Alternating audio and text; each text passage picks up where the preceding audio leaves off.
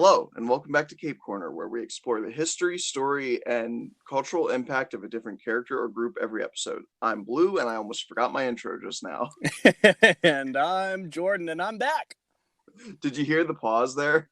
Yes. I was like, fuck, what was the third thing to say? You were dangerously close to forgetting what your show was about.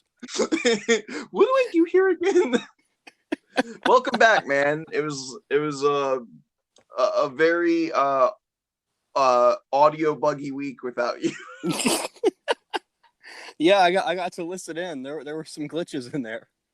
Yeah, I feel bad for Jay because that was his debut and you can barely hear him. Well, to be fair, on my debut, I'm like a garbled, broken robot in that first episode. Is that gonna be my show's initiation? Is that every time someone appears for the first time, they're just like, "Hey, how?" Yeah. Because my first episode, I was using a broken microphone. So. Oh yeah, man, good times. Good times, like a month and a half ago. That was. So I'm very curious. As someone who does not know jack shit about anime, were you able to follow that episode? A little. I was able to follow your opinions. But I was not able to follow any of the backstories of the characters. It's it's pretty much exactly what I said. It's just she was a nervous little Nancy who made a friend and then decided to ditch that friend over a hot guy, and then chose to have a career where your main job is to assassinate people for a living because she wanted to get fucked, and that's about it. Yep. And everyone acts like she's one of the most legendarily wonderful I shouldn't say everyone. A small subsection of fans of the series love her very strongly and get mad that the majority of the fans agree that she's bad. But yeah, good episode all in all. Well, thank you, man. That means fun a to lot. Listen to. I'm glad that you listen to my stuff even when you're not there. I enjoyed the little week off of not locking myself in my closet for an hour to do this. Is that what you do? Yes. Because everywhere else that I have access to is terrible acoustics. You can hear air conditioners and fans if I'm just in my bedroom or whatever. So I close myself in my closet surrounded by my clothes. I suddenly feel much worse about recording this with you now. I feel like I'm locking you up. It's nice in here. It's peaceful. Well, silver linings, I guess. It's about to get very not peaceful. So I hope your closet is nice and padded because we're gonna tackle the big one. Because boy. I foolishly allowed him to be on a poll. And of course, people voted for him. 100% of people voted for him. Actually, it was 66%. Oh, it changed? Last time I checked, it was 100. One person voted for Swamp Thing. Ah, okay. But yeah, so guys, I'm sorry. This is going to be a long episode, and I will tell you right up front, this character is so massively prolific, not to mention literally my favorite superhero, that Really? There's no way this will be anything but a part one. Remember how I've been there will absolutely have to do a part two. I've been maybe I'll revisit some characters later. This one is a necessity. We will come back someday. So are we covering just Peter Parker Spider-Man? Fucking spoilers, dude. Yes. That's my trend. I have to spoil for the audience what they're listening to. Man, I was just starting to look up the aliases. Oh, he's got a million aliases. Yeah, I'm not gonna. There's literally a GameFAQs thing. Just why is it GameFAQs? But list of Spider-Man's nicknames. Oh my god. But he's out of control. Yes, today we are going to be talking about the web slinger the Wall Crawler, the Menace to Society. We're talking about Peter Parker's Spider-Man. Fuck, I don't even know where to begin. But yes, we will specifically be talking about Peter Parker. I will still title this episode as Spider-Man. In the future, I'll do like parentheses for like Miles Morales or like Ben Riley or whatever, or like Peter Parker Part 2. Peter Parker Part 2. That sounds so fun. Yeah, so let's start with cultural impact. I feel like this one demands that we change the order. Ooh, yeah. The cultural impact. Look, when my first episode, I was like, ask your grandma, she knows who's Superman. That should tell you everything you need to know about the cultural impact of Superman. Spider-Man, I cannot allow myself to simply say, you know who Spider-Man is, because I know that you know who Spider-Man is, and you know that I know that you know, but there's so much. He has been, in the words of Into the Spider-Verse, a Christmas album, on cereal boxes, a so-so popsicle. He's had, I believe, like, he's had musicals, right? Like, he had a Broadway musical. He's had a Broadway musical. He has had 8 blockbuster movies. Yeah, and they're working on 9 for the end of the year. And then those 2, and then those 2. And then Into the Spider-Verse. Yeah. 8. Wow. He has had a multitude of cartoons. He has been the forerunner in one of the Marvel animes. He is, I believe, the highest selling superhero in merchandise and toy sales. I was going to say that. That's a big part of why I wanted to list these out. Get this. Not only has he made more money than both Superman and Batman, he has made more money than Superman and Batman combined. Oh my God. That's fucking insane. Even making more than Batman is wild. Just topping Batman is already shocking. It's fun. And you know what I bet a significant portion of that is that they figured out they can make web shooters with silly string, and that shit's expensive. Oh, man. Oh, yeah. I didn't even think of that. I had one of those. I did too. My mom hated it. She never bought me another refill because the first time I came home with those gloves and those web shooters, I sprayed her bushes and I emptied those cartridges out over her bushes. And I was like, Mom, I'm out. Can I get more? She's like, no, not only is that expensive, now I got to clean this. Yeah, I had the silly string one. I had one that you just fill with water. That I had like water ones. Yeah, but those aren't as fun. They're not as fun, but I had them. I had the little Spider-Man car action figure with the little posable spider legs coming out of it. I had at least 3 different Spider-Mans with a motorcycle. It's nuts. The amount of video games that there's been for Spider-Man is also staggering. Like Spider-Man Friend or Foe for the PlayStation 2, nobody talks about that. That was one of the best couch co-op games of the era. Like, I'm dead serious. It's not even just because I love Spider-Man, but that game was fucking fantastic. It was spectacular. See what you did there. It wasn't subtle, but I still appreciated it. Spider-Man Web of Shadows was a big one. Just channeling the emo of the late 2000s. So hard. It was so fucking emo. Like I can't even bring myself to be like it was legitimately dark and emotional. No, it was more just kind of like overblown. And there is, of course, the PS4 Spider-Man game, which is solely responsible for me switching from Xbox to PlayStation. That is the only reason that I switched. First of all, congrats on making the correct decision. Not just for that game, but like generally speaking. But Also, you know what's wild? That game is so good that when I first saw the trailer and I was like, a white spider, ew, it's gross, it's Yes. weird. And then when I played it, by that time I was like, do I like this design more than the black spider? I It's a might damn actually. cool design. It was really good once I got over the fact that it was red, white, and blue instead of red, black, and blue. I was like, oh, that actually works really well, though.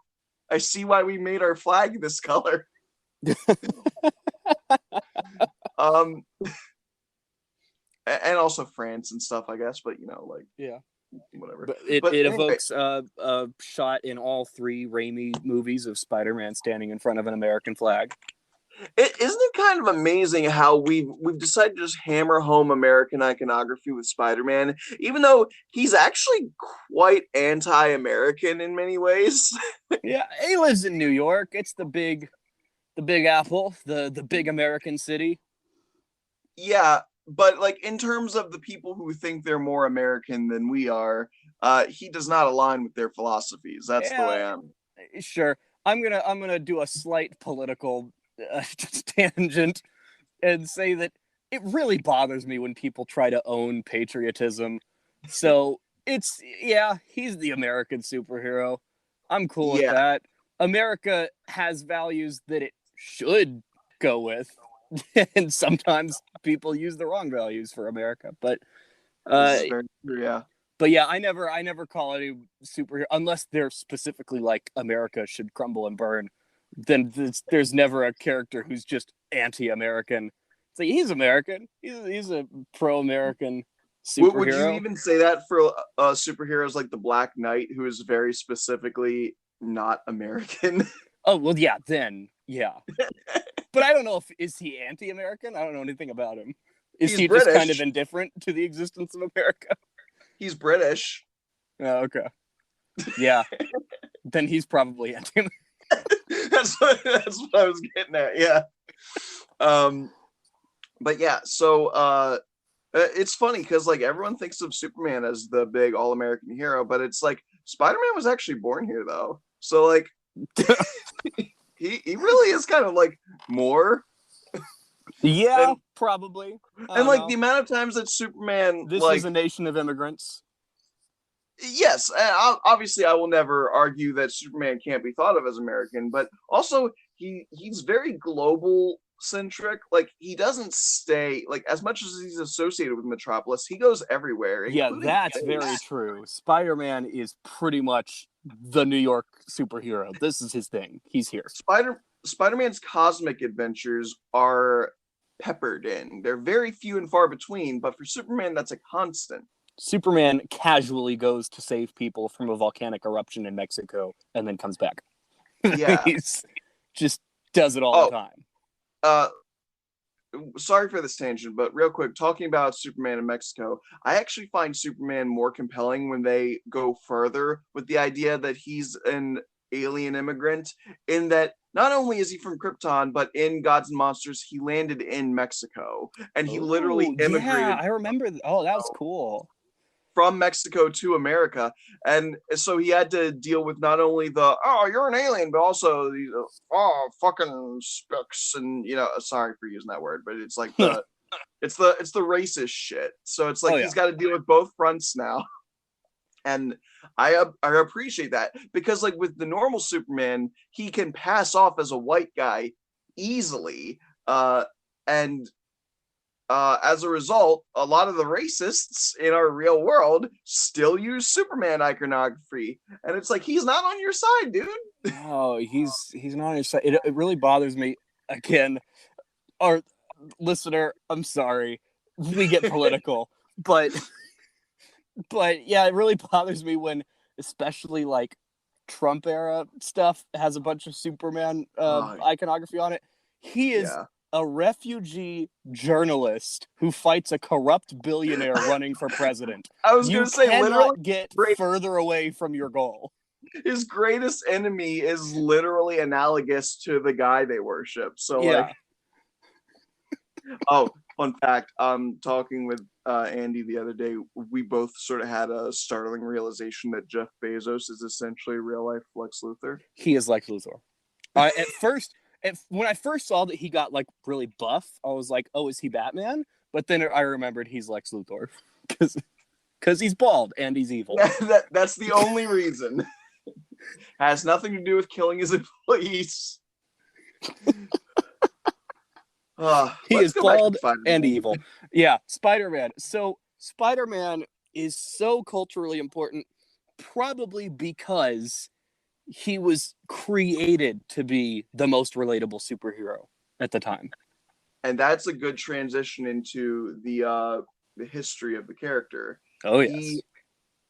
In the 60s, Stan Lee really wanted to make a different kind of hero. Largely every hero was already well established. They were an adult, they were handsome, they had money either through like a solid newspaper salary or from being a billionaire, or from being a war veteran or whatever. They were fantastic, and they were like, sure, they could be symbols of what people could want to be like, but they were never starting at a point that was realistic to the average person. Stan Lee realized he wanted to do a superhero that was young, that wasn't a sidekick, because every young character up until that point was a sidekick. Toro, Bucky, etc., etc. And he wanted to have a very grounded character who was starting from nothing, essentially. And so he and Steve Ditko worked together to envision Peter Parker's Spider-Man, and they brought and they went, nobody wants to about a nerdy fucking teenager who doesn't have anything special going on for him, especially one themed around spiders. People don't like spiders, which is true. I fucking hate spiders. And so they kept trying to get this character onto the pages, and it wasn't working. So finally, the publishers went, okay, we're about to end Amazing Fantasy. We're going to do the last issue. So fuck it, whatever. If it'll shut you guys up, put your stupid ass character on Amazing Fantasy 15. I bet it won't sell. And then Amazing Fantasy 15 became the most like valuable comic book. I think, right? Is Action Comics #1 more valuable? Hang on. It might. If there was ever one that's more valuable, it would be that one, and I'm not even sure. Okay, it is Action Comics 1, but you know what? I bet you Amazing Fantasy 15 is second. Probably. Like, because Action Comics 1 sold for $3.25 million. What the fuck? Oh, man. Wish I like had it. Comics, but no. Wish I'd had it. Amazing Fantasy 15.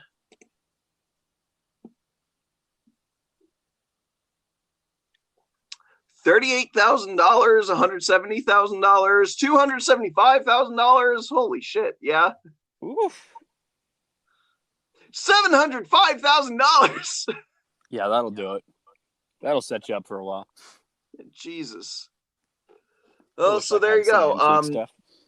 But yeah, so he debuted in Amazing Fantasy 15, and he was a smash success. In 1966, am I right? I believe so. Sounds right. No. I'm sorry, 1962. That sounds more right. August of 1962. So I was negative 29 years old. But yeah, okay, I remember why I was thinking 66, because he was so popular that by 1966 he had a cartoon. Yes. The origin of one of the most famous theme songs for a character in the history of theme songs. So, pop quiz for you. Do you know the lyrics to that song? Like all of them? No, what's funny is I listened to the whole song like 3 days ago, and I already don't remember the whole lyrics. Spider-Man does whatever a spider can, spins a web any size, catches thieves just like flies. Look out, here comes the Spider-Man. And then another verse. Strong, Listen, bud, he's got radioactive blood. Can he swing from a thread? Take a look overhead. Hey man, there goes the Spider-Man. In the chill of night, the scene of the crime. Yeah, I know every word to it. So you just know that. You didn't have that pulled up. No, I have that memorized. Very good. Thank you. I could keep going, but I'm not going to keep making an ass out of myself just yet. So Yeah, you don't want to start losing followers real quick. I don't want to lose one of my 7. So. I've only got 4, so you're good. I'm one of them. Yes. All right. So to paraphrase, basically, he was a character that was incredibly underestimated in how worthwhile he would be, and then he showed everyone that old white men shouldn't be running these comic book studios anymore because they don't know what the fuck the kids like. That's a recurring theme in and life. moral in everything in life. Yeah, stop letting old white men ruin things. They're out of touch. And as someone who will one day be an old white man, I hope people don't allow me to have too much power at that age. Yeah, I want young people who like get the world as it is to make the rules.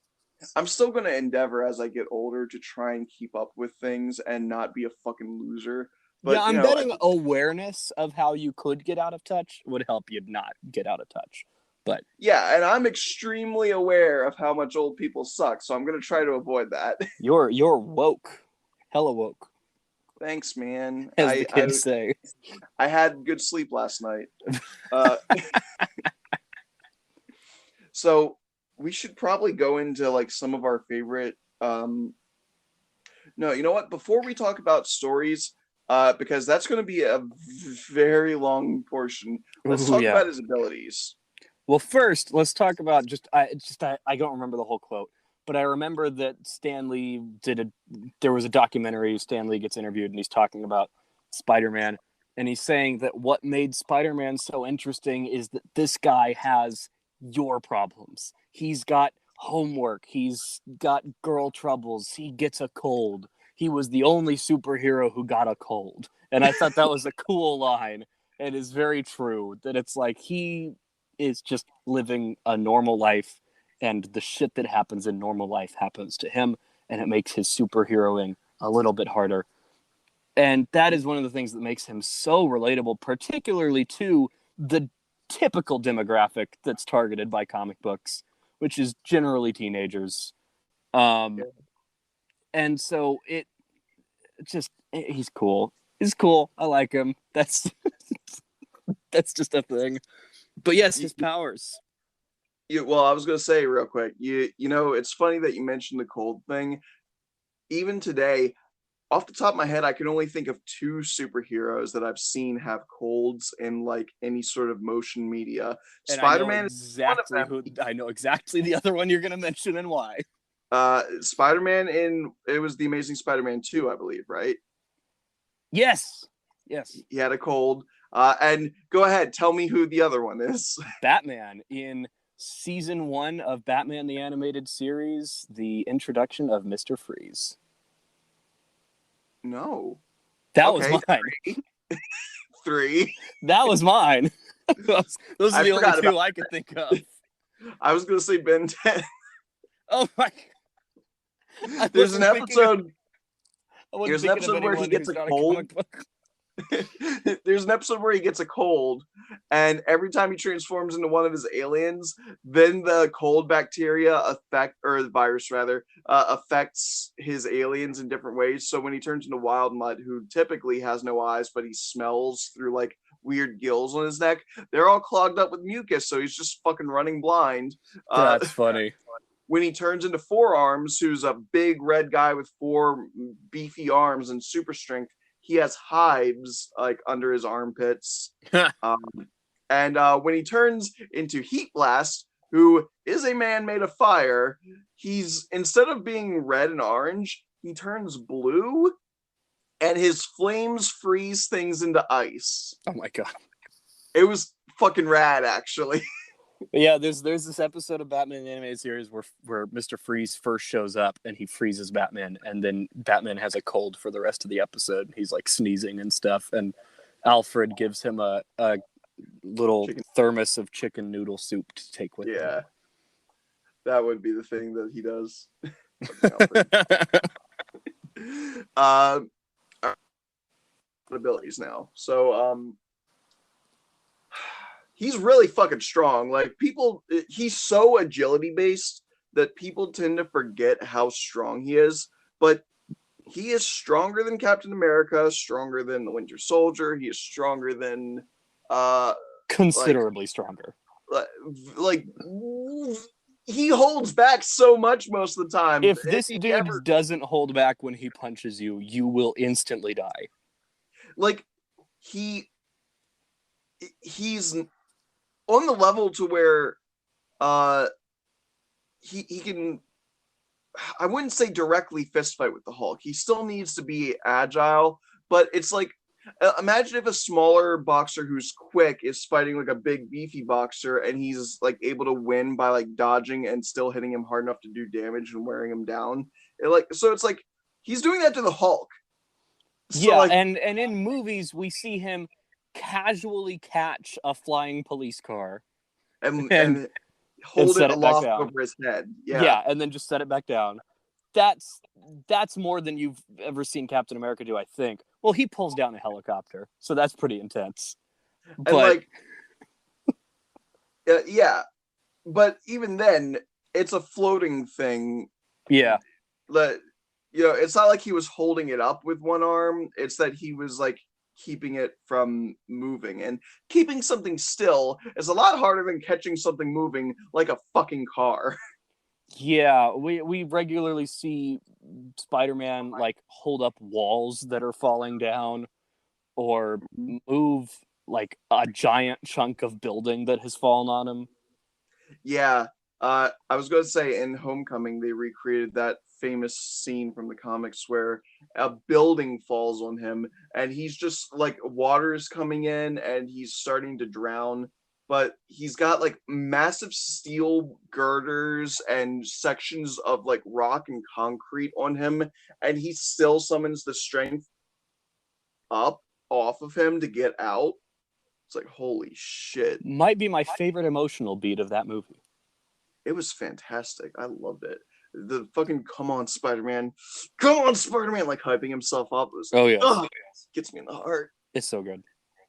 So strength is extremely up there, and yet that is probably the least prolific of his abilities because he holds it back a lot. Yeah. Because his most famous ability is he's sticky. He's very sticky. He a sticky boy. Got a shower. He can so okay, a lot of people think it's hairs because of the Tobey Maguire movie. They do show barbed hairs coming off of him. Right. So they think that like he's got little microscopic hairs that like stab and stick into things. That is not actually how it works. I can't remember if it was you. Somebody mentioned that those hairs might actually have an effect to help with what it really does, which is sort of an electromagnetic attraction. He's doing. He's manipulating one of the four fundamental forces of the universe, which allows you to it affects the proximity of atoms to each other. Well, that's neat. I can't remember if it's the weak nuclear force, I think. That sounds familiar. It's called the Van der Waals effect, I believe, and it's an application of one of the four fundamental forces, which relates to the distance of atoms between each other. What he's doing is essentially he's locking the distance of atoms to each other in place with electromagnetic emissions, essentially. Mm-hmm. So he's able to stick to walls like how a spider does. And yeah, the hairs help with that, but they are not literally the things that are keeping him held up to walls and stuff. If they were, it wouldn't make any fucking sense that he could do that through fabric. The effect is lessened through fabric. That is why he wears a skin-tight suit, to have the effect lessened as minimally as possible. But even if he's wearing fucking sneakers, he can still do it. It's just weaker. Yeah. But yeah, now this applies to every part of his body. A lot of people think that he has to have like his hands and like feet or knees or something pressed, but really, if once he gets up to the ceiling, he can just stick his back to it and just fucking dangle if he wants. He can walk upside down. He famously can run straight up buildings. Yes. Which takes not only the stickiness but also the enhanced musculature of his leg strength to keep him that way. But it's still impressive. He can also run really, really fast.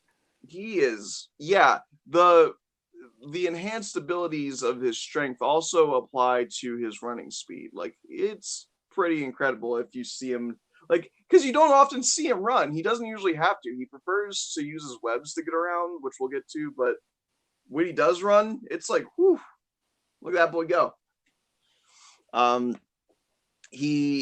So yeah, let's talk about his webs. These are not a superpower he has. No, they are not.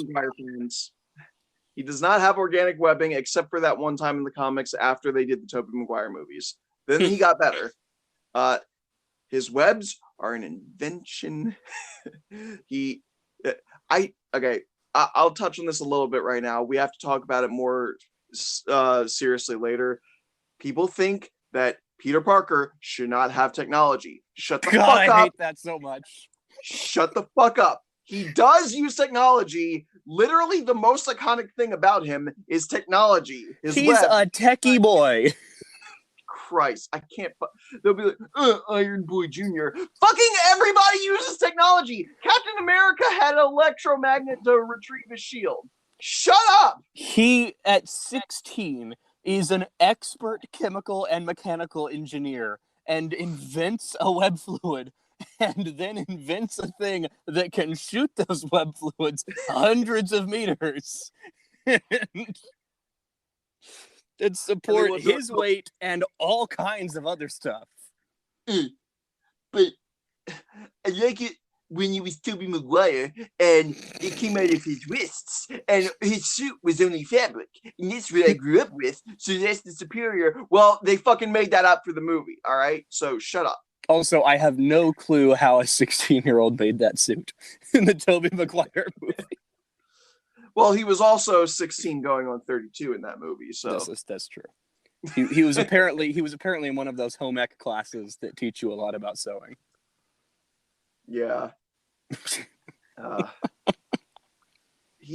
sorry, like, he does not look like a kid. Like, he looks dumpy, but he looks like a dumpy man, not a dumpy kid. Which, though, speaking of the suit, that's my favorite thing about the Tom Holland version, is that the suit he has is sweatpants and a hoodie where he's cut the sleeves off of the hoodie and he's got like gloves and he's painted a spider onto it. That's what a 16-year-old is going to do. So yeah.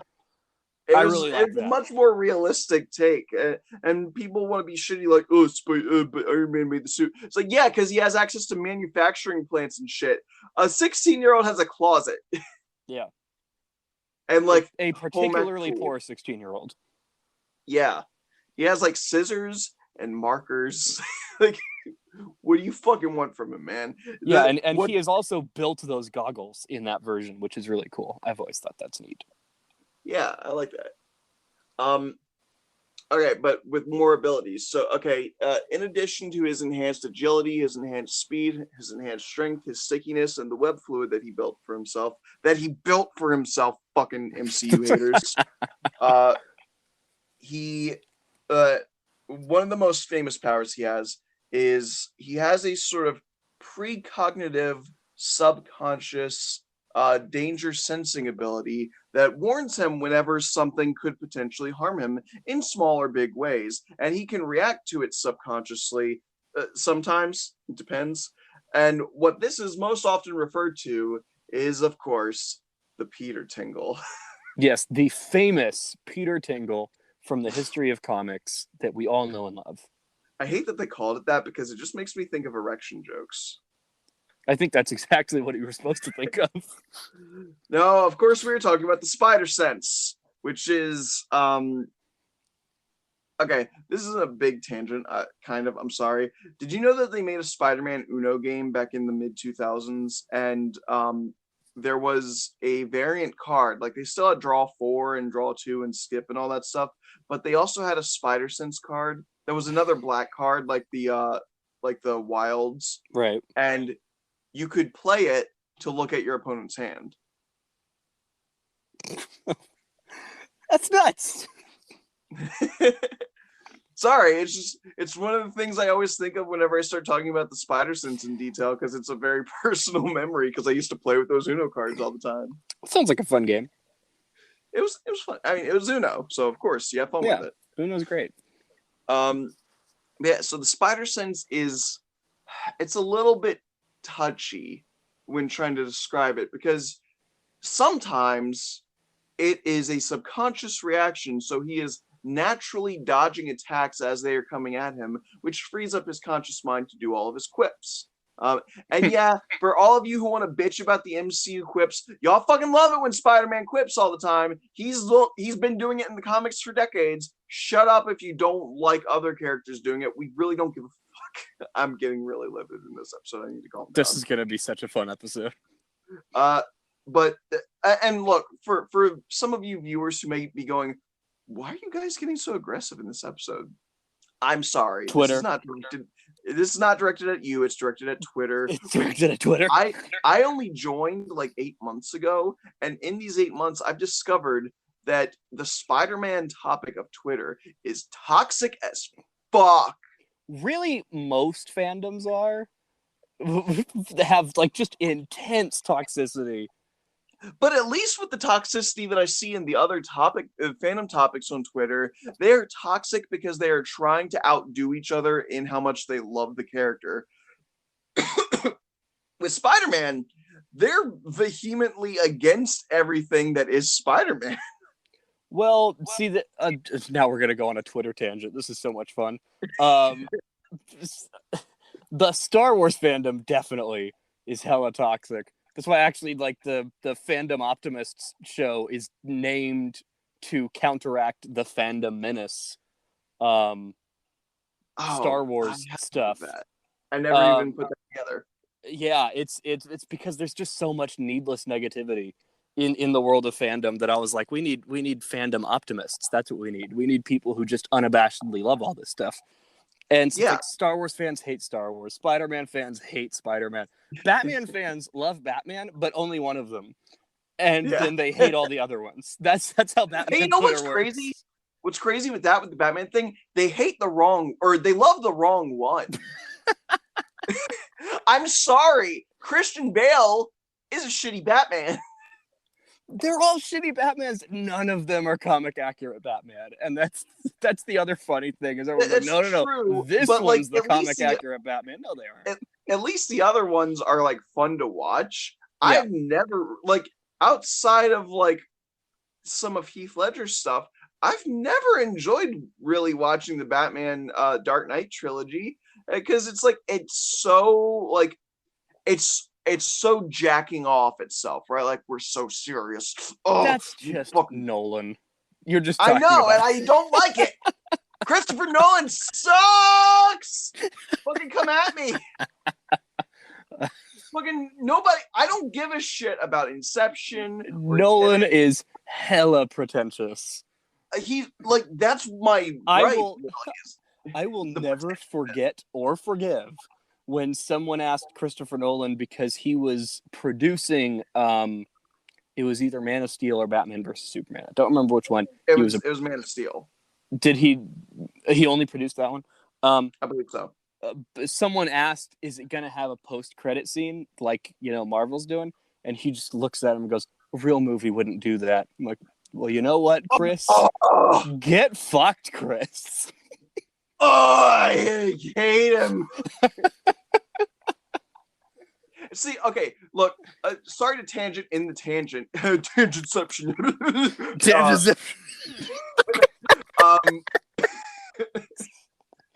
And it was a joke within a joke. How deep does the bit go? But like, in terms of pretentiousness in movies, whenever people are like, "Dude, are you hyped for Thor: Love and Thunder?" I'm like, "No. I mean, sure, part of it." Everything that's not Natalie Portman, and they'll be like, "But why? Isn't she fantastic?" No, she's a pretentious little bitch, and I fucking hate her because she'll be like literally, she like. Ugh.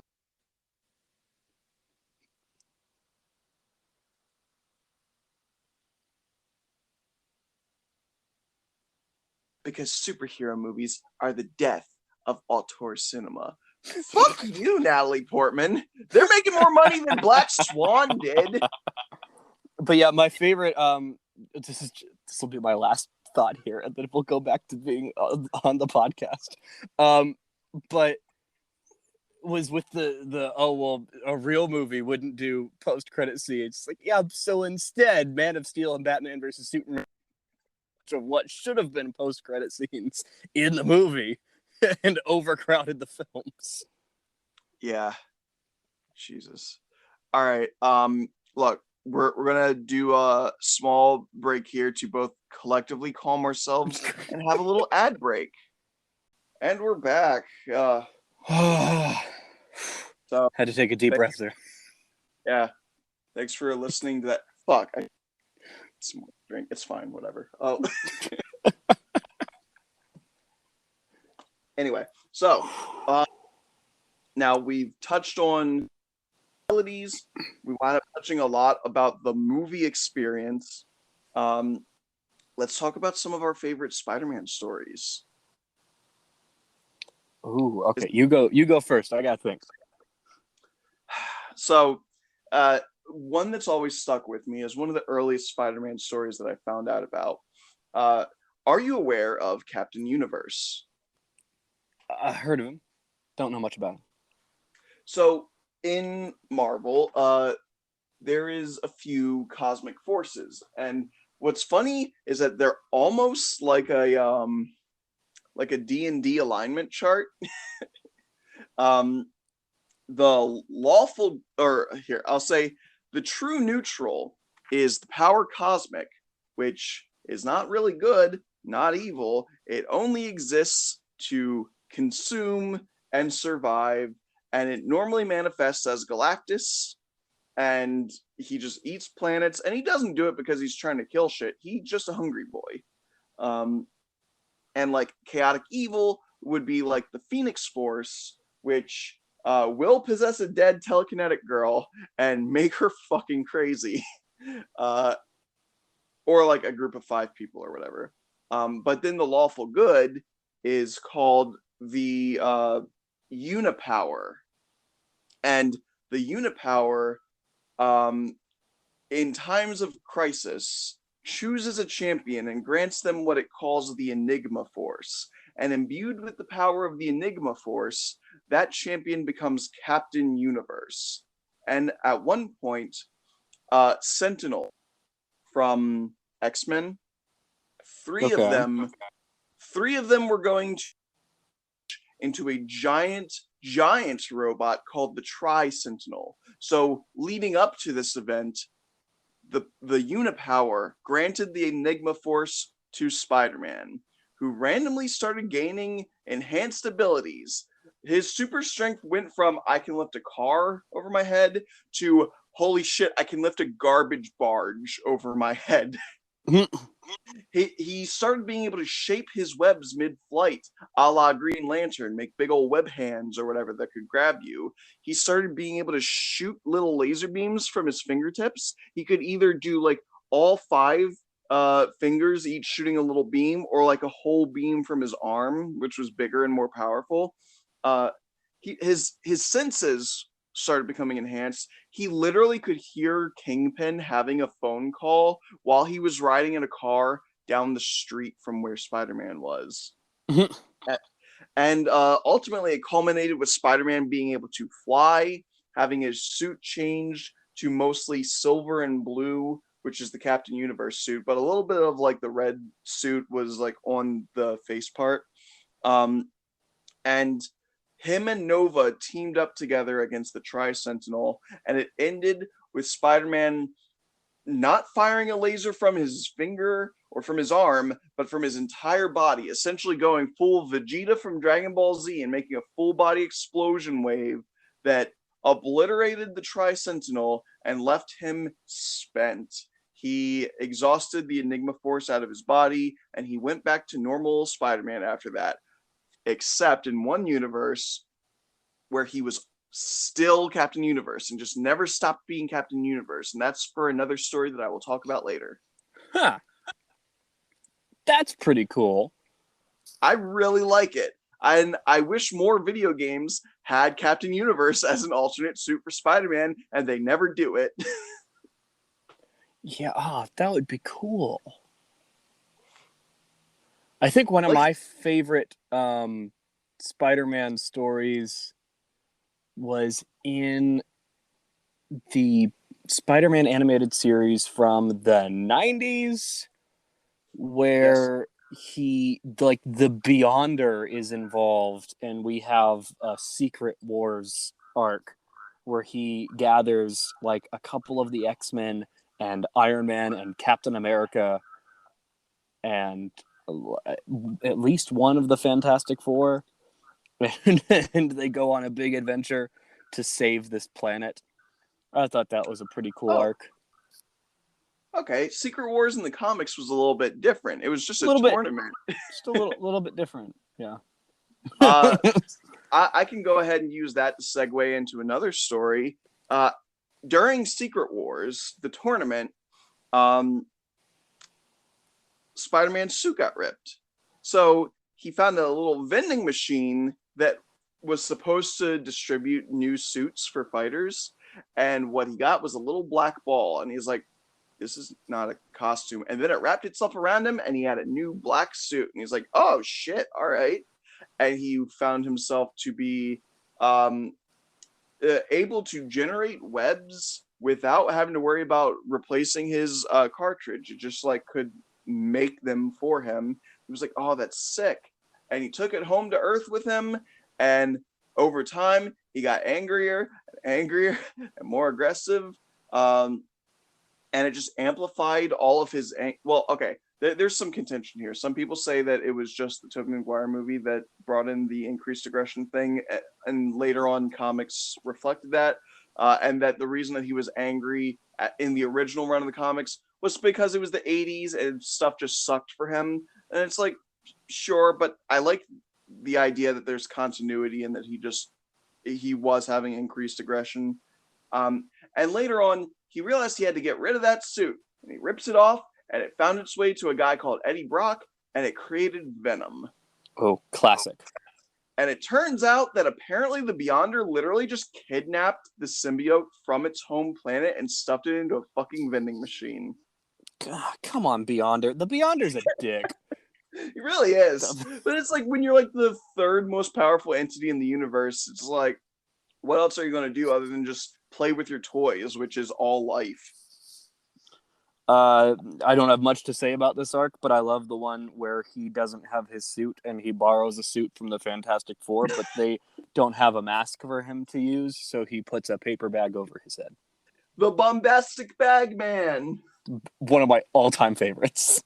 That one has a few different representatives in the video games for alternate costumes, but no Captain Universe. I mean, like, don't get me wrong, I like Bombastic Batman, but I just want to see Captain Universe suits. I'll go ahead and finish what I was saying with the Captain Universe thing too. There was more recently a story that dealt with some Spider-Verse stuff where so every universe has a spider totem. Sometimes it's a Spider-Man, sometimes it's a Spider-Woman, a la Gwen Stacy. Sometimes it's Anansi. It's there's always at least one spider totem in a universe. In universe 1, there is an old family of, the Belmonts from Castlevania? Yeah.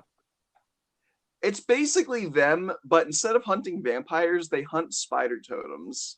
And they're multiversal. So they were like, let's do the great hunt. Huzzah! And they just started fucking killing a bunch of Spider-Men and stuff. And what happened is that it was like Miles Morales, I think, was the main character of that. Him and a bunch of the other different iterations of Spider-Man across the multiverse had to hang out in the Captain Universe Spider-Man's universe because he's the strongest of them and he could protect them. Though, funnily enough, that Captain Universe Spider-Man was not Peter Parker. I believe that was Billy Braddock is his name, right? Or Brian Braddock. Hang on. Clickety, who clickety, clack. normally, Brian Braddock, who is normally Captain Britain. And in case you didn't know, there's a Captain Britain. Who I believe he's powered by magic. I think so. All I know about like half of all Marvel characters that I'm aware of comes from the Lego video games. I learned about a bunch of them from the Facebook game Avengers Alliance, which was really good, Okay. and then it shut down because Facebook is trash. Yeah, speaking of evil billionaires. Yeah, he was empowered by Merlin. So Captain Britain, he became, in this universe, instead of Captain Britain, he became Spider UK. So imagine Spider-Man, but the pattern of the red and blue on his chest forms a Union Jack. You know, like the British flag. Yeah. So that is another alternate suit in the Spider-Man PS4 game. Yeah, they could do Spider UK, but they couldn't upgrade him. Fucking couldn't do it. Anyway, long story short, he died anyway, and they wound up having to fight the Spider Hunters, and it was crazy. But I just want to say real quick, as a tangent to the Captain Britain thing, most people don't know Psylocke is his sister. Oh. Most people also don't know Psylocke is supposed to be a white British woman, but there was an incident. And in this incident, she was attacked by a hand ninja, and the hand are predominantly Asian. And this Asian ninja woman was fighting with this British white woman, and then their minds got swapped. So now, Captain Britain's sister, who had like psychic powers, is now in this hand assassin's body. That's why everyone knows Psylocke as an Asian woman, and also why now her powers have been changed, because due to muscle memory of this body being so proficient with assassin weaponry, now her psychic powers take the form of creating psionic weapons like sais and katanas. That is interesting. Yep. Not her original body. Still the only one anybody knows. Wow. Okay. See, it's because of shit like this that I love comics, because, like, no matter how big of a comic fan you are, another comic fan will be like, yo, did you know about this? And you'll just be like, no, what the fuck? Never once heard of it. There's so much. You can never know it all. It's unlimited. It's amazing. It's great. Comics are truly magical. You want to do another of your favorite stories? Well, if I start going into other my favorite stories, I'm just going to start delving into games and movies. That's fine. Go for it. Okay, let's see. I gotta choose my Doc Ock story between Spider-Man 2 and the Spider-Man video game. Honestly, the Spider-Man PS4 video game is one of my favorite Spider-Man stories ever told. Also, that's my favorite Peter Parker, I think. Partly because he's me. He's an early 20s recent college graduate who's an engineer. And I was like, okay, this Spider-Man is me. This is the most relatable one I've found so far, because he's exactly where I am in my life when I played the game. So that was a particular thing that made him extra close to my heart. I'm going to say something that might make some people scoff at me, but whatever. I really like the original face that they went with in that game, and I didn't like it when they changed his face to look more Tom Holland-esque. And it's not because I'm necessarily against them making characters look more like actors of the time. I've actually defended that practice in the past, but here I just don't like his face, and I don't think it matches his voice as well. I think that is the common consensus of the internet. I doubt anyone will be upset with you for it.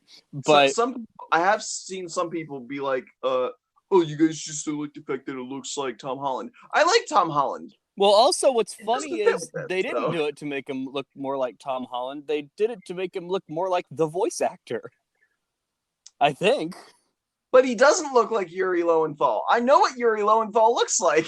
Maybe I'm thinking of something else. But there's like an actual actor that they used to make him look like this that is not Oh, trying to go for Tom Holland. it's the mocap actor. But guess what? Oh, The okay. mocap actor isn't the one that the voice is, so it still sounds wrong. Yeah. Huh. I don't mind it. I when I first saw the picture, I was like, really? That's the face we're going with now. But then after I played through the whole game on the PS5, I was like, okay, sure. I guess this is Spider-Man now. I do. I'm gonna have to murder you now. My co-host on the Fandom Optimists managed to get it for me because he is an insomniac and he's constantly just doing stuff at night. So he was like staying up till 3 a.m. getting one, and he just texts me and he's like, "You've got a PS5, man. Send me some money." And so I was like, "Okay, cool, thanks." I wish I had a friend that good. Dude, he's such a good friend. Man, because like, okay, so if anybody does follow me at Beyond Blue 13 on Twitter, you should. He's got great takes. You will see that my Twitter bio says I just want a PS5. Oh yeah, I remember seeing that and feeling so bad. I remember when I first clicked on your profile because I was like, this guy's interesting. And I clicked your name and I saw two things. I saw I want a PS5 and I host a podcast. And I was like, that's really sad, but I've got to ask him about his podcast. I'm very glad that you did that. But yes, it is very sad that I don't have a fucking PS5 yet. Literally, we had money from the last stimulus check or whatever when the PlayStation 5 came out. I was like, I'm so excited. This is the first time in my life I can, with my own money, have actually at all, because my grandma would never buy me something as soon as it came out because shit's expensive. But it was like, this was the first time in my life I could have a video game console that I really wanted, like at launch. And I was set to buy it. And literally the day it came out, I clicked and I was like, all sold out. And I spent the next months trying every day. And they would be like, stock is like, literally there was one day where it was like, stock will come in at 3 p.m. and I'm sitting there on my computer at 2:59 p.m. with my finger on the F5 key, and literally 5 seconds before it turned, like I started pressing the F5 key, and I managed to refresh the page at like 3:01, and I click, it was already sold out. Oh yeah. No, I remember I called someone at like GameStop or Target or whatever, one of these online things that was doing them online, and they were able to tell me it sold out in a 19th of a second. And I was like, well, then I'm done. I'm not gonna try. And so I just gave up. And at that point, I didn't have a PS4 yet, and I just really wanted to play the Spider-Man game. So I managed to get like a secondhand PS4 off of a friend for super cheap for Christmas. And I played the PS4 version of the Spider-Man game. And then come late February, early March, Arjan just texts me and he's like, "Hey, you've got a PS5 now. So here's where to pick it up. Send me some money." I was like, oh, I don't know how you pulled this off, man, but I'm thrilled. So then I played the game again on the PS5 version. Like, because like I told you earlier in this episode that you made the right decision by choosing PlayStation over Xbox, and I still stand by that. But Sony's been pissing me the fuck off in recent months between the fact that my PlayStation 4 has now twice received a system update where upon trying to install the update, it says that it crashed and it couldn't do it. So then when I go to hit OK, my controller cannot connect. And it essentially fucking blocks me out of using my PlayStation 4 until it decides that, okay, now the controller can connect and you can reinstall the update. Oh man, that's sad. But also, it's been months, Sony. Start putting some shit in place to stop bots. Yes. There, literally anybody can do the fucking little click this check mark, anti-captcha, fucking whatever. And now, they're not doing it. What I think Sony needed to do, and I don't know if this would fix everything, but they really should have done something like you need a PSN account to order one from anywhere somehow. I don't know. Maybe just do it through your own website if you're going to do it like this. And it needed to be like, here's when the queue opens. It will close after 5 minutes. And so you log in, you get in the queue, you click order, and it says, congratulations, you have ordered the 2,650,312th console, and it will arrive on April 17th. Or like, just reserve a system for me. I don't care if you've made the system yet. That's what I was going to say. Is like estimate when this batch comes off the assembly line and then send it to me when you get around to it. I just want to know that I've bought one. That's what I was going to say. Like, even if they gave me the option to just reserve a copy so that when that copy is made, they can send it to me, I would rather have that than you continually only making like 100 that can go out on a day, and then those 100 are immediately bought up by fucking bots, and then scalpers jack the price up. There are people who are posting on Twitter. I saw one the other day that they have like 40 PlayStation 5s in their house, and they're selling them for enhanced prices. Here's what you do. You take legal action. Twitter knows their IP, which means Twitter knows where that person lives. Arrest them and put those fucking PS4s back out there for retail price. Sadly, what they are doing is not illegal, which is really sad. Capitalism can suck my dick then. I know. Yeah, I remember seeing some article that said that someone sent the address for someone to come pick up a PS5 that they had just bought for like $900, and a bunch of people showed up and like beat the shit out of the guy and stole all the PS5s. I'm not going to say that violence is the answer. But no, I'm going to say violence is the answer. But I do not feel sorry for this scalper. Sometimes violence is the answer. This time it was. And I'm not saying that because I have a history of fighting people, which I do. But I do legitimately think sometimes someone needs their fucking ass beat. So you'll be happy to know that one of these scalpers got their ass beat. Yes, that makes me very happy. Now let's get the rest of them. I'm getting a posse together.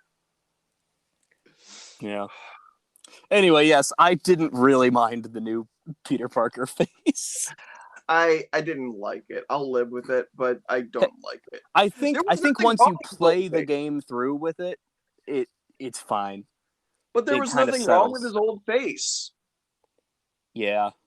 It wasn't like there was a need to change it. It was. Yeah, it is pointless. It's pointless. I just don't care. Yeah. Anyway,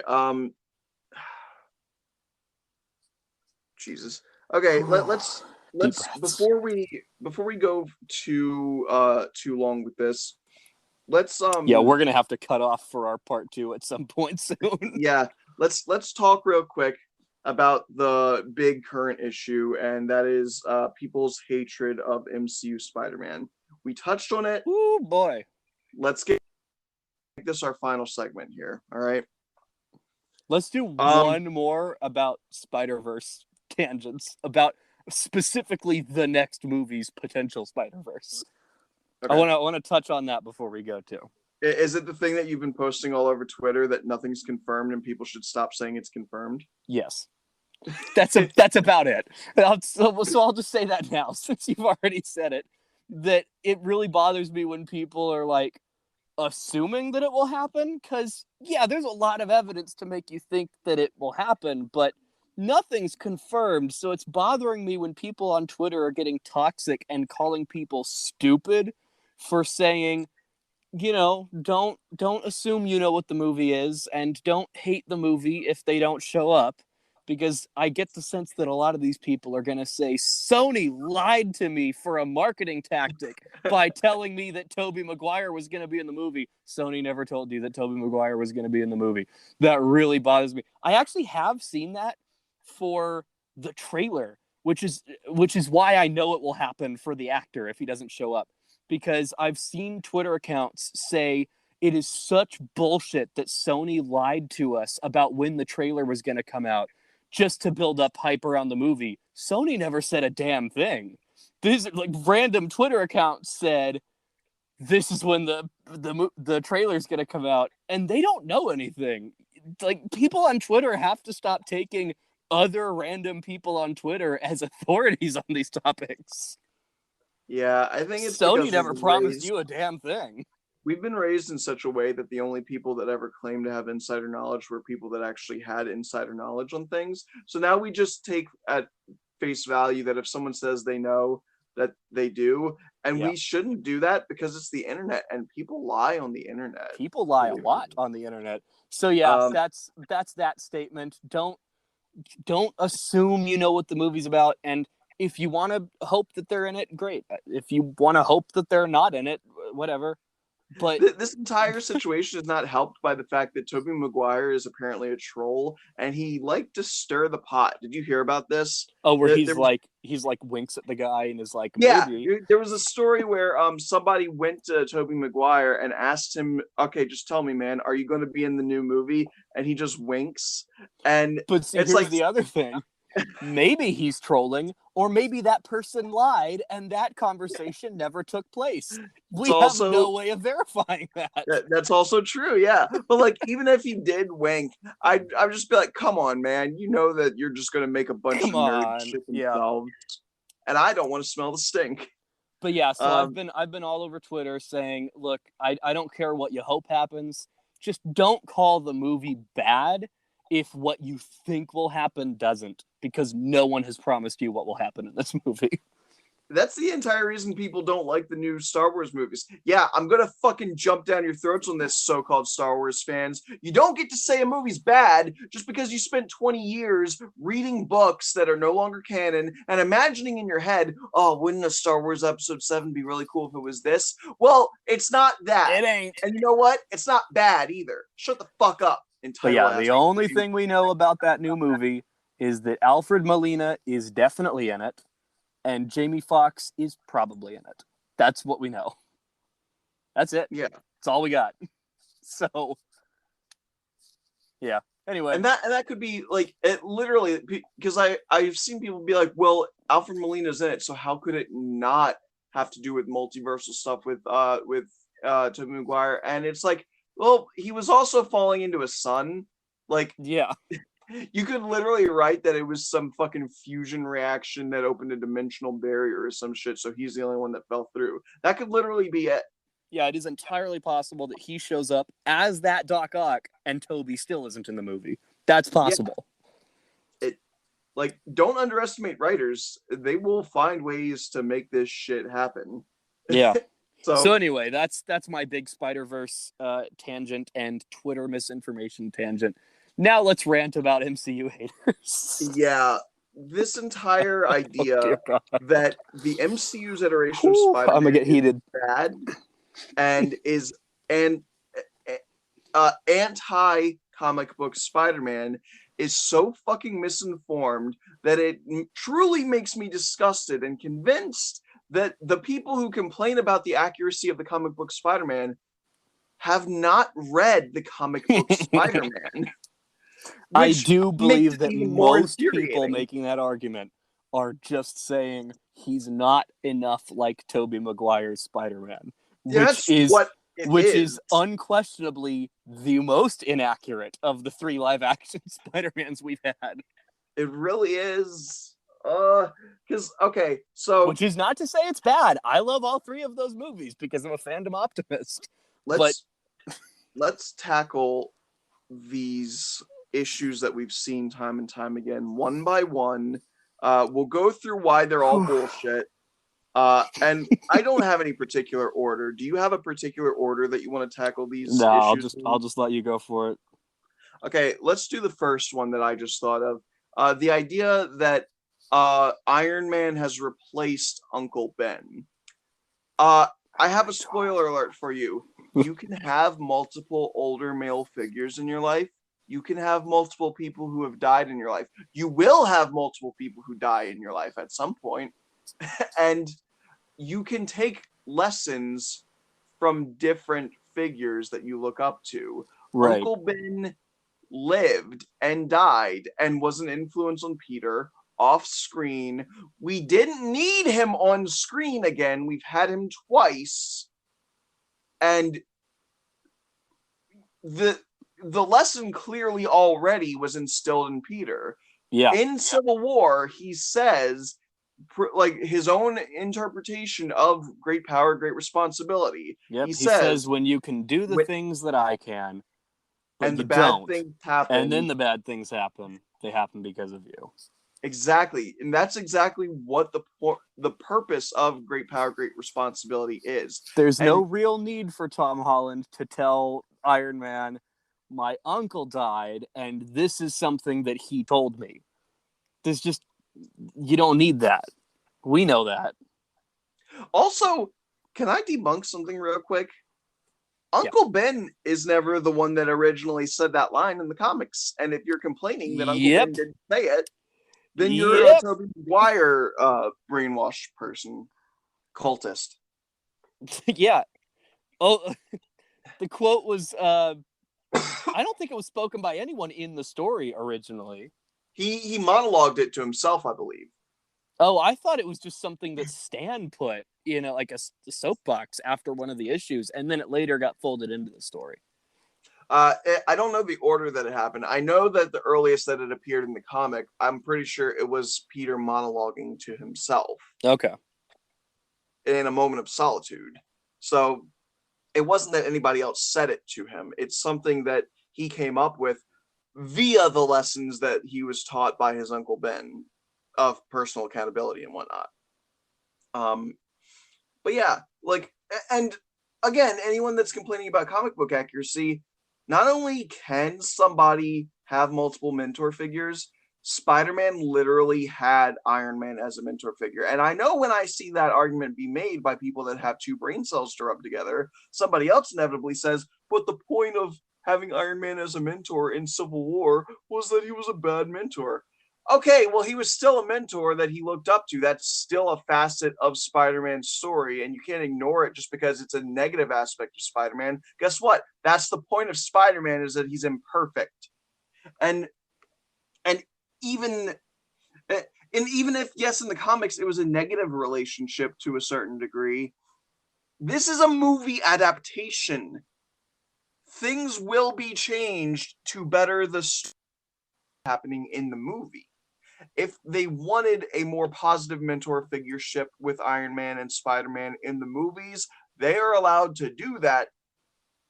And I have often, okay, in the late 90s, early to mid 2000s, there was a constant call. Please, comic book writers, just do what the comic or movie makers, just do what the comics did. That's all you need. The blueprint is there. And this was because the movies deviated so hard from what the main aspects of these characters were supposed to be. and they never got it right as a result. It was not a call that you should make everything a one-for-one translation. And that's where a lot of newer people, younger people, seem to get it twisted. We never said it would be better if you did everything perfectly accurate to the comics. We just wanted accuracy. Yeah. So that Uncle Ben isn't omnipresent in the story is unnecessary because it is unnecessary for Uncle Ben. We know what the story is. And that's the other thing. You've already had two different versions of this character, and he's the most, as we said at the beginning, like the most popular superhero. You know what he's been through. You know he had Uncle Ben. You know that Uncle Ben instilled kind of his motivational, ideas there's a reason into Spider-Man. There's a reason why a massive amount of people have never been interested in comics and are far removed from the nerd genre in general. There's a reason why like cheerleaders look at a vine of a guy in a Spider-Man suit going through the supermarket and picking up a box of rice and pausing and then looking at it being called Uncle Ben's rice and then collapsing to his knees and screaming and go, I get it. Anyone will get it. Yeah. And then the other half of the Iron Man issue is they think that Spider-Man is okay. It's multiple things. First, they think it's wrong that Spider-Man is using technology at all, and he has got a teched out suit, and they think, oh, well, it's just an Iron Man suit at that point. I invite you to look up what spider armor is. I invite you to look up what the big time suit is. I invite impact webbing is electric webbing. I fucking Spider-Mobile is. Like Spider-Man doesn't incorporate technology regularly. In fact, one of the main aspects of Spider-Man that whenever people nerds do the who would win in a fight thing, Spider-Man mirrors Batman in one aspect. With prep time, he can probably beat. Because Spider-Man very often has the same thing as Batman, where he goes against someone, a new villain, loses initially, and then he hits the lab. Yep. And he creates something. And that invention helps him get the edge to defeat the villain. Because he's a super genius. Who incorporates technology regularly into his arsenal. And then there's a slight deviation from that. There are people that don't necessarily mind that he has technology. They just mind that apparently they think Iron Man made everything for him and is constantly making stuff for him. To which I invite you to take a look at the timeline of the movies real quick. Civil War happened in 2016. So in 2016, Peter got a new suit. All right. So at this point, you may think, but then he gets like a bunch of others. Well, hey, slow your roll there, Chief. In 2017, Tony showed the Iron Spider suit to Spidey, but he never got it in that movie. He didn't get that suit until 2018 in Infinity War. So that is two suits separated by 2 years, which is still pretty good. And then you might go, well, what about the fucking Far From Home suit? To which I tell you, he didn't get that from Tony. He used Tony's technology and manufacturing to make that suit himself. He designed it himself. He made it himself. It just because that's like if I fucking made my own action figure, like designed it from the ground up, and then I went to you and was like, hey man, you got a 3D printer, can I use it real quick? And you were like, sure. And then I 3D print what I spent months making on my own. Then everyone was like, oh yeah, Jordan gave you that. No, bitch, I made it. I also think that he's the smartest and thereby most accurate to that aspect of the character of the 3 live action Spider-Man's because Tobey Maguire never really gets to do anything super smart. Like, we're told he's smart because he knows a lot about the spiders in the first movie.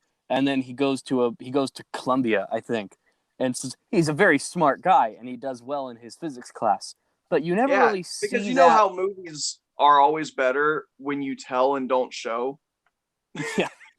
And so I don't think he really uses his brilliance. It's just he's Spider-Man. He kicks people and webs people and stuff, and he's Spider-Man. Yeah, he never really showcases his intelligence in any sort of operative capacity in The his Andrew time as Spider-Man. Garfield, yeah, the Andrew Garfield one is closer because we see him design the web shooter, but the webbing is technically like something that he got from Oscorp, so he's modifying existing technology very well, and he makes the thing.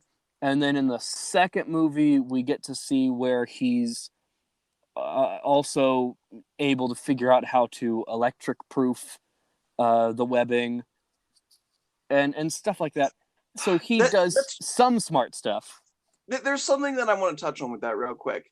If the webbing is electric proofed, that would mean it's not conductive, right? Right. So then how did he line up all of the generators and like cause them to conduct electricity with the webs? I had not thought of that. But then this Tom Holland Spider-Man, he designs the web fluid from scratch and designs the web shooter from scratch and the special lenses that help him focus from scratch. And we see him tech his way out of the damage control warehouse by hacking into the thing, and he figures out how to hack the spider suit so he can turn off his tracker, or he figures out how to remove the tracker and unlocks all the features of the suit. Like, he's smart.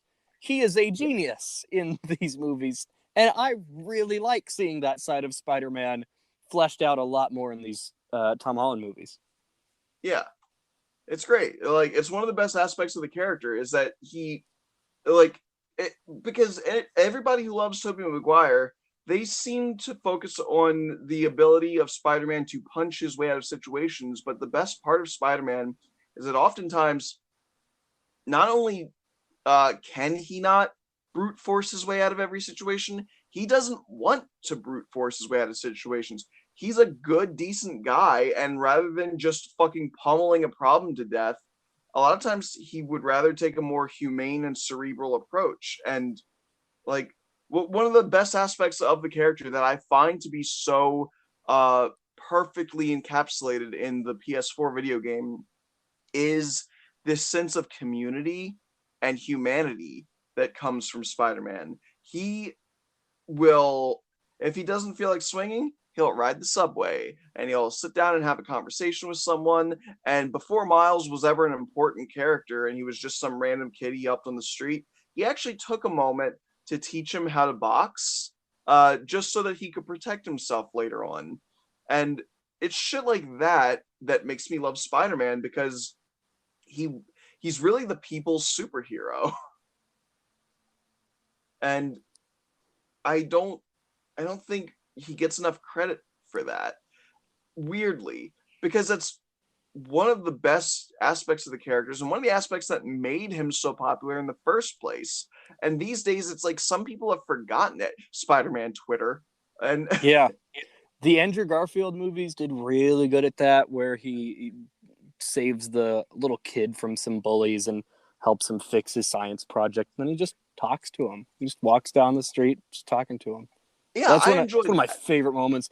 And then they did it with Tom Holland, where he's like trying to help someone find their. He's like hoping that someone finds this lost bike, and he like leaves a note on it, and he's helping an old lady with directions, and he's talking to the dude on the street who asks him to do a backflip, and he does the backflip. I was gonna say, it's like, hey, Spider Guy, it's Spider-Man. Okay, Spider-Man, you a flip. He's like, yeah. I love it. I love that guy's voice. It's so wholesome and so Spider-Man. See, like, I love that, especially in the video game. They do such a good part to show that he's not just saving New York because it's where all the action is and because it's where he grew up. He loves this city. Yeah. He loves being there. And like, I I wish I could have that much love for New York City. I get endlessly intimidated by New York City, and uh, I've only been to New York City a few times, and I've refused to leave the subway station that I'm in every time that I'm in because I'm afraid I will get lost and thus I will miss my train and be stranded in New York City. Also, I got mugged, or I almost got mugged one time, but luckily my own ingenuity got me out of that. Okay, wow.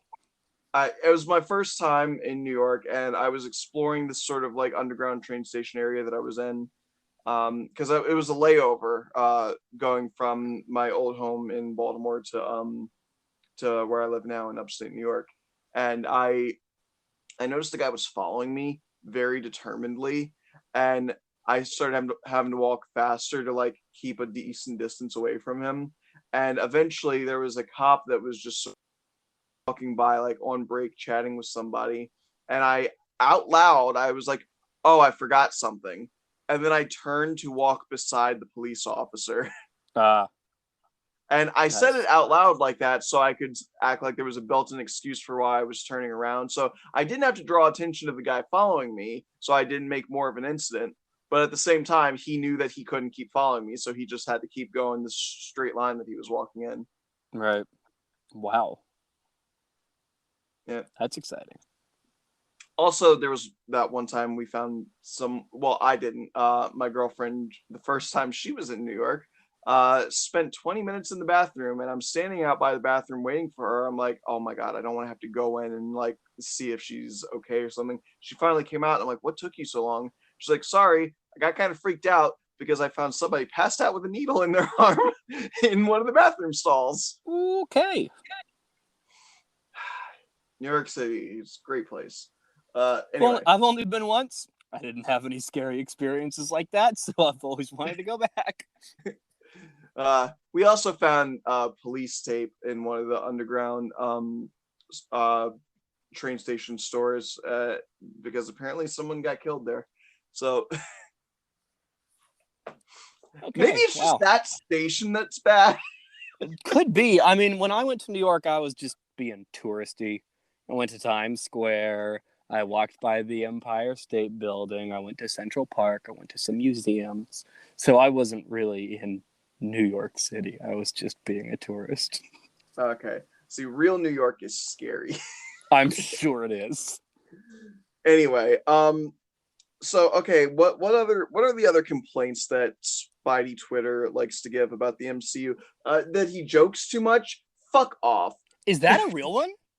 I think I've seen that, like, because they get upset about the general. Well, because they get upset about the general Marvel like MCU quips, and it's but Spider-Man's always done that. There are a few places, and really not very many, where I would agree that Marvel has too many jokes and occasionally tramples an emotional beat with a joke. But I think the most egregious example I've seen of that is probably Age of Ultron. Really? Which one? There's bits where like Ultron, being the main villain, has done something like chopped off someone's arm or whatever, and then Iron Man comes down and they just start joking about omelets with each other. Yeah, okay, that was a good example. Or the famous part where fucking Bruce face plants into Natasha's titties. Oh, fucking Joss Whedon. God damn it, Joss. Straight out of a harem anime, and it's like, you know what? It's a lot less endearing when it's a 40-something-year-old man. Okay, that's true. Those are both bad and good examples of Marvel overusing humor and using particularly not amusing humor. Yeah. But the one example that I was thinking of for where Marvel put humor in a place that it shouldn't have been is towards the end of Thor Ragnarok when they're destroying Asgard. And at first it's like cracked in half. And Korg is saying a line that was kind of sweet, and I was getting emotional. It was like, we're ending Asgard. We've known Asgard for so long now. It was 2011 when we first saw it. I was so young. I love Asgard, and it's been cracked in half. And Korg is saying, from up here, the damage isn't too bad. we can rebuild, and it can be a safe haven for all peoples of the universe. And then it just explodes into a million pieces, and Korg goes, "Oh yeah, now those foundations are gone. Sorry." And it's like, like the foundations are still strong. yeah, and it's like, that's funny, but I really needed to feel that moment. I wanted to be sad there. You shouldn't have. You should have. It's a good joke, but you didn't need a joke there. You should have let that one breathe. That's really the only particularly egregious example that I can think of like Marvel put humor in a place that if they hadn't, the movie would have been better. I understand where you're coming from there, but I also feel like it would have felt like a mischaracterization if Korg didn't say anything then, just based on how he had been up until that point. So That's I also think they true. were kind of stuck I feel like between a rock and a maybe hard they place. shouldn't have had him even say the first part, and just have no one acknowledge. If you're going to destroy Asgard, just destroy Asgard. Everyone's looking out the window, looking sad, and then you move on. And then you can tell a joke in the next scene. You get to have Korg saying, "Oh yeah, Meek's dead. Yeah, I stepped on him on the bridge, and I've just felt so guilty about it. I've been carrying him around." That's still funny. You can still have that joke right after this emotional moment. You know what? I also give them a little bit more of a pass with that because they had literally just come off the back of saying that Asgard is a people, not a place. That's true. The planet itself didn't matter as much as getting everybody onto that ship. And that's the only reason Thor was willing to let the planet be exploded. So while it was still kind of sad, it was already an inevitability that they were prepared for and that they realized wasn't as heartbreaking as it seems on the surface. Yeah, that's a good point. But yeah, directed at Spider-Man movies? How dare you, sir? It's Spider-Man. Exactly, man. Even in the comics, he is PG-13 Deadpool. Mm-hmm. He's a funny guy. I literally just the other day saw a comic book panel where I think it was for the Dark Avengers storyline. Somebody asked, okay, who's their Wolverine? And Logan's like, it's my son. And then somebody is like, wait, you mean you? And then they just stop and everything gets awkwardly quiet. And then Spider-Man's the one to speak up. He's like, you've had sex?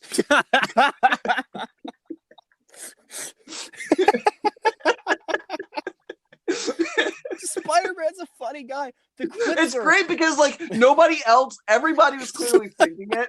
Nobody else wanted to say it. Spider-Man was like, fuck that, I'll say it. Spider-Man and the quips are relentless in the PS4 game. He's just constantly making fun of people. What I love is that one of the suits you unlock literally gives you the ability to quip. Yes. If you are okay with foregoing a suit ability with any sort of combative function, you can replace it with a suit ability where you can quip on demand. Yeah. And that's on top of all the quips he does already. Yeah. It's so fucking good. I love it.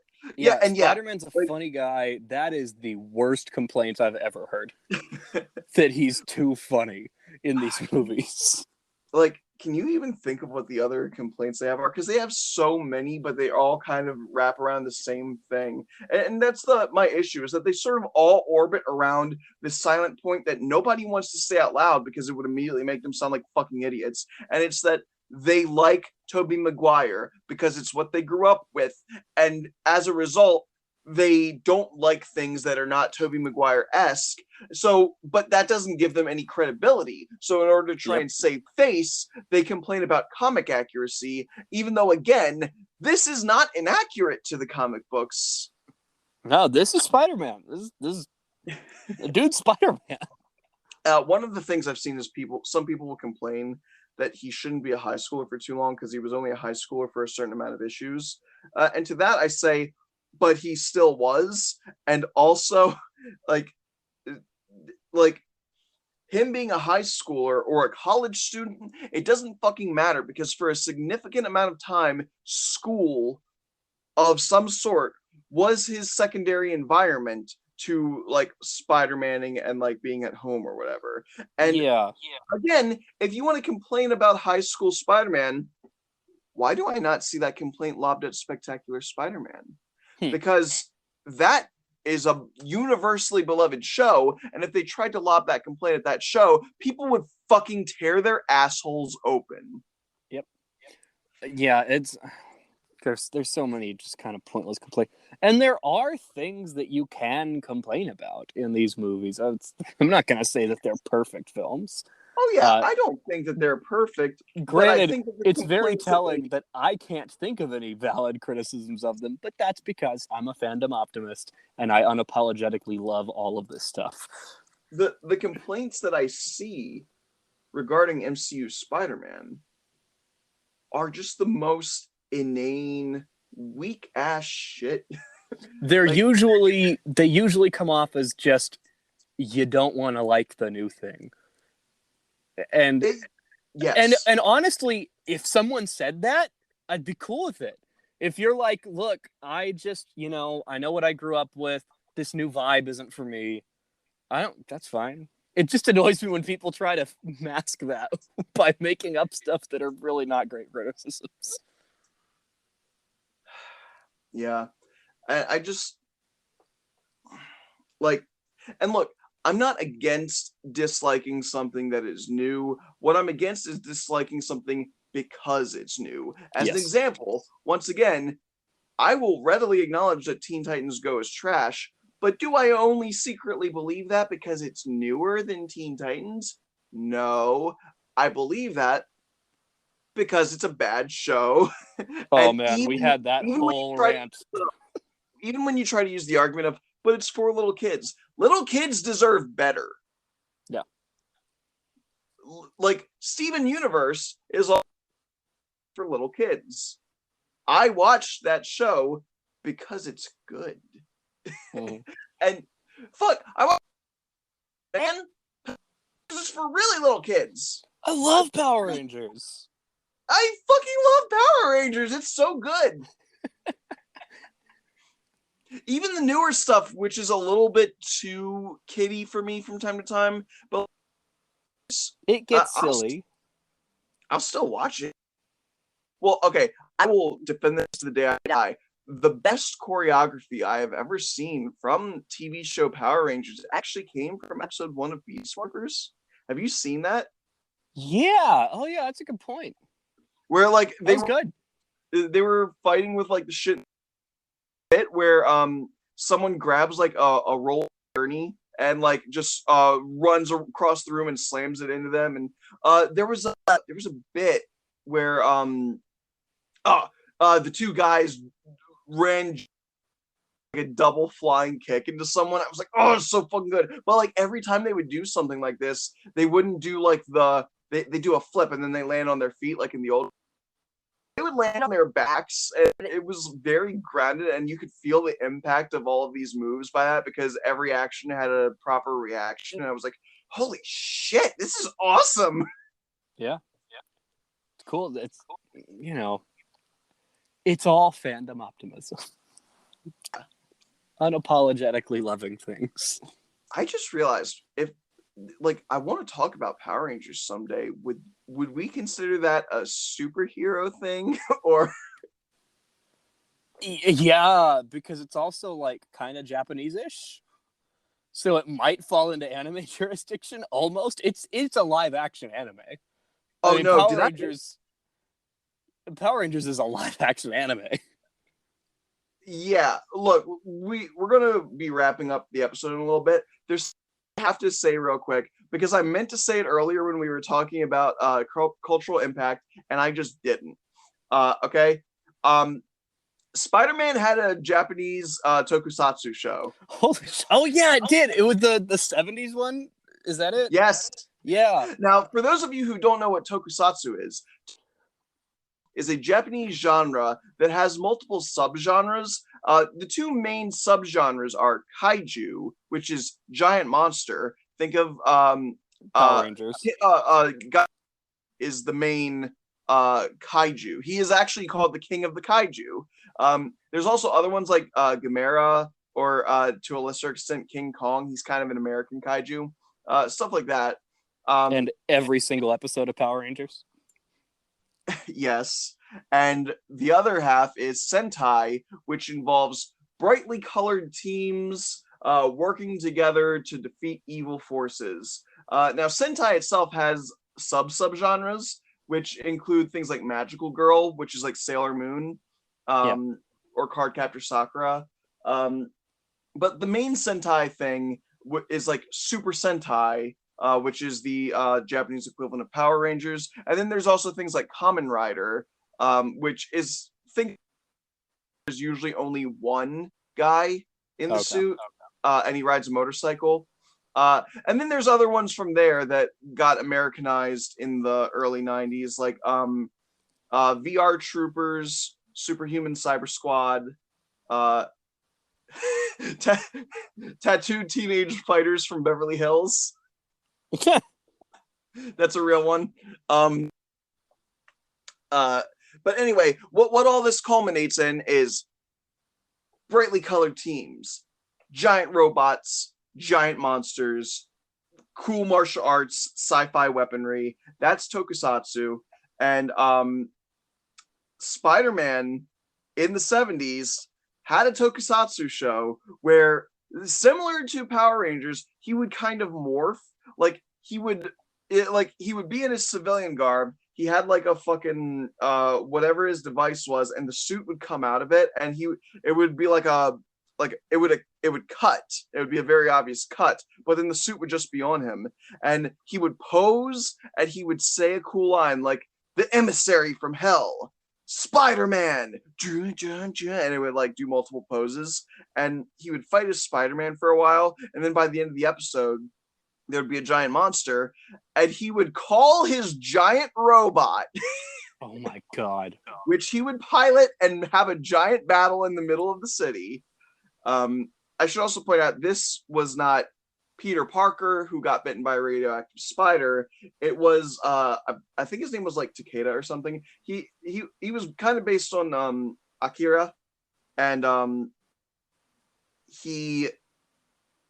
he was a motorcycle enthusiast who found a dying alien a la Green Lantern, and the alien gave him spider powers. Cool. I think there was also actually an American 70s series, and it was pretty bad. Oh, yes. So, like I said, there's so much to talk about with this character, and we only really like scratched the surface. So I'm not saying it'll be anytime soon. I'm just saying someday when we feel like it, we'll come back to Spider-Man. This one will have a follow-up. There's no way it doesn't get a follow-up. Yeah, easily. Like, there's got to be multiple ones, because I'm also gonna like we could spend an entire episode talking about just the Clone Saga. Oh yeah. We could spend an entire episode talking about Miles, like so much. So we're gonna wrap things up here.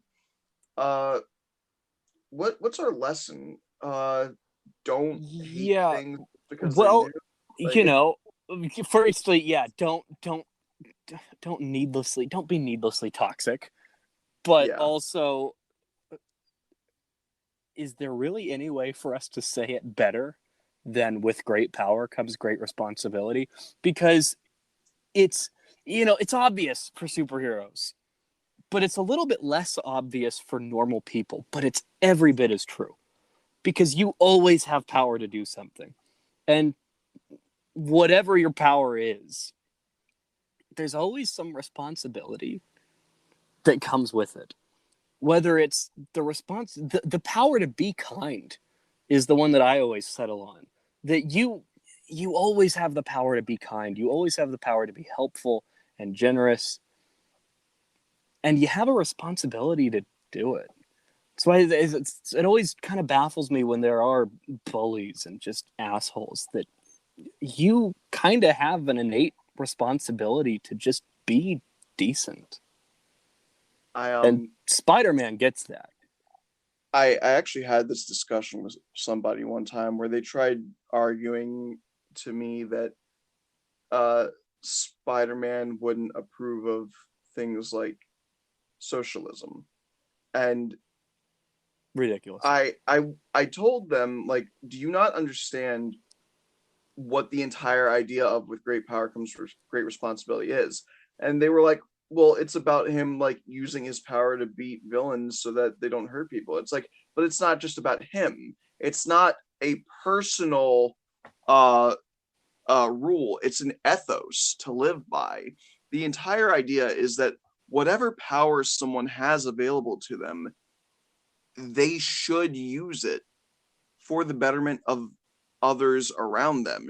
You have a responsibility to use whatever your personal power is in the name of good. And no, we do not have spider superpowers. But for instance, a rich person who has a ease of gaining wealth has a personal responsibility to use their wealth to give back to those that have no wealth. That is socialism. It is redistribution of wealth. It is a social understanding that we all deserve a slice of the pie. And if one person has 9/10 of the pie and the rest of society is expected to split the last tenth, then that's that's not personal responsibility, that's selfishness.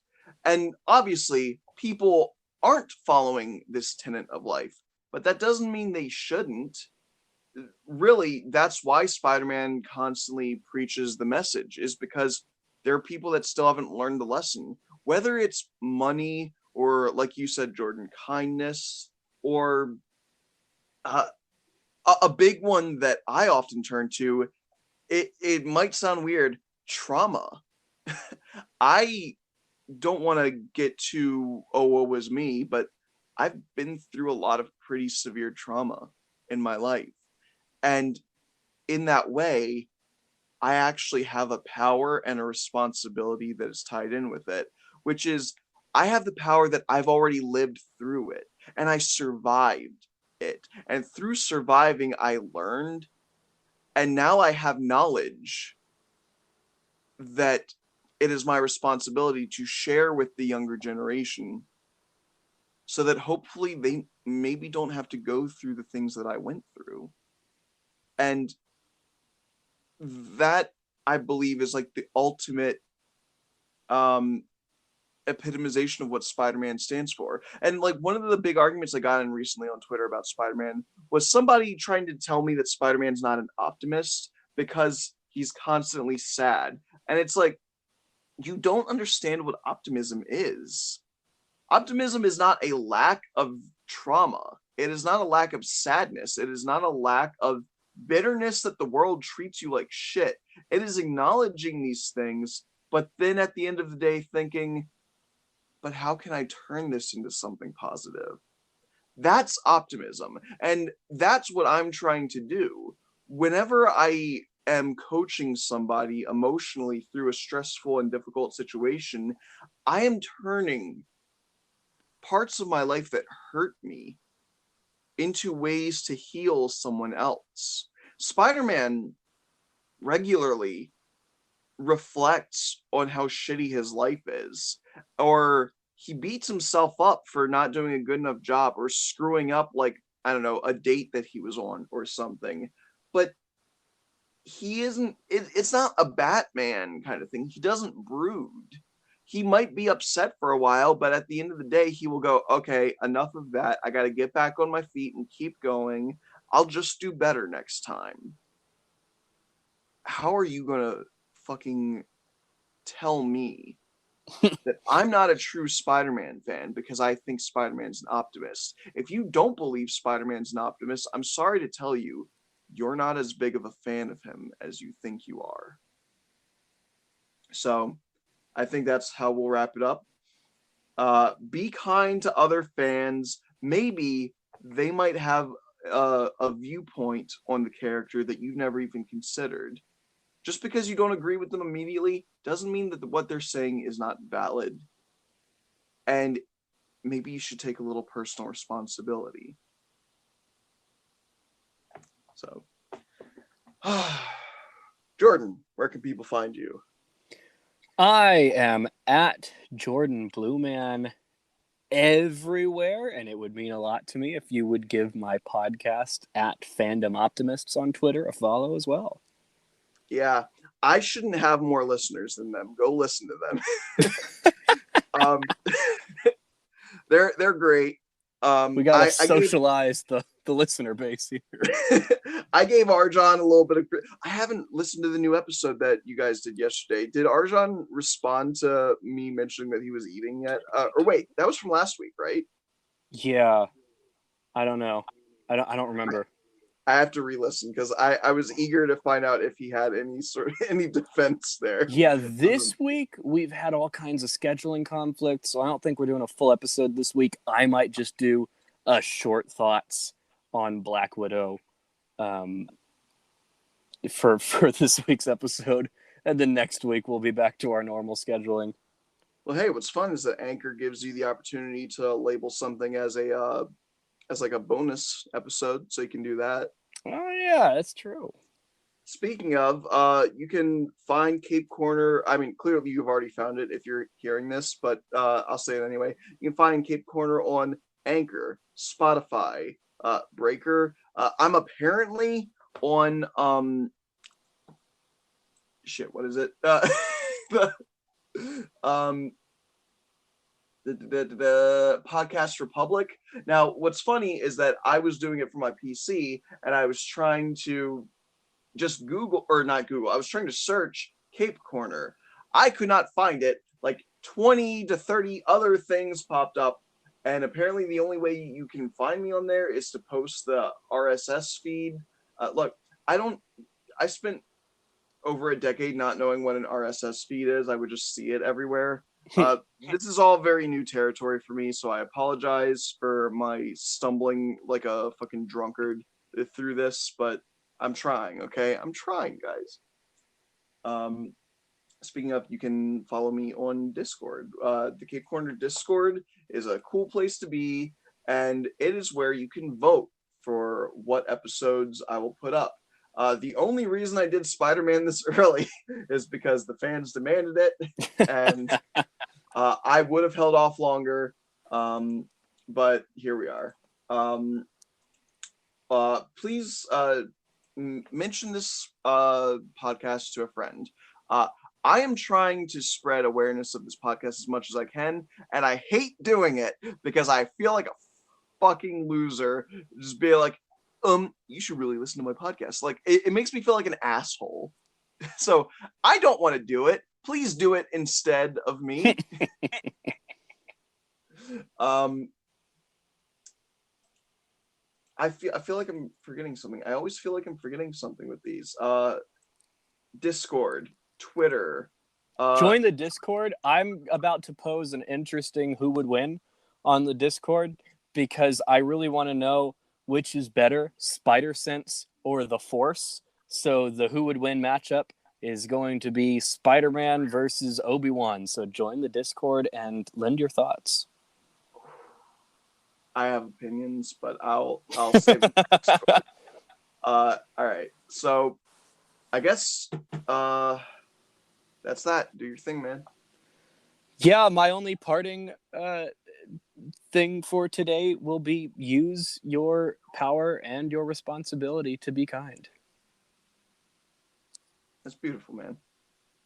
All right. And in case anybody didn't know, my last line that I always sign off with is actually based on Spider-Man Into the Spider-Verse. And if you don't know that, then I will tell you to stay strong, stay true to yourselves, and remember, we can all be heroes. See, it's like the you could wear the mask. Yes. It's a big speech.